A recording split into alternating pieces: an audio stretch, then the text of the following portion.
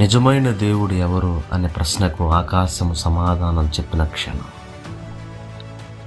ఇశ్రాయేలు ప్రజలు సందిగ్ధంలో ఉన్న క్షణం. ఒకవైపు బయలు ప్రవక్తలు, మరి ఒకవైపు దేవుని ప్రవక్త ఏలియా ఉన్నాడు. ఏలియా ధైర్యంగా నిలబడి చెప్పాడు, నేనొక్కడనే ఉన్నాను, కానీ నా వైపు యెహోవా దేవుడు ఉన్నాడు. ఇప్పుడు 2 బలులు సిద్ధంగా ఉన్నాయి. ఒకటి బయలు కోసం, మరి ఒకటి యెహోవా కోసం.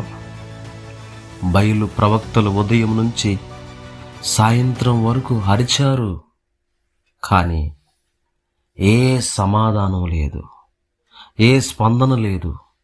ఆ సమయంలో ఏలియా యెహోవా బలిని సిద్ధపరిచి నీళ్లతో తడిపించి అసాధ్యం అనిపించేలాగా వాటన్నిటిని కూడా తడిపి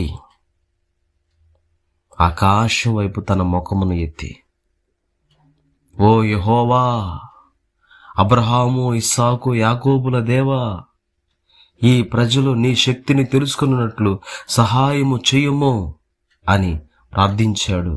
అంతే, ఆకాశము నుండి అగ్నికి వచ్చింది. బలిని, కట్టెలను, రాళ్లను, నీటిని కూడా దహించి వేసెను. అప్పుడు ప్రజలు నేలపై పడి కేకలు వేశారు, యెహోవాయే దేవుడు, యెహోవాయే దేవుడు.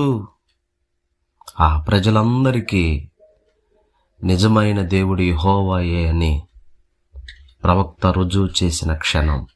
ఆమేన్.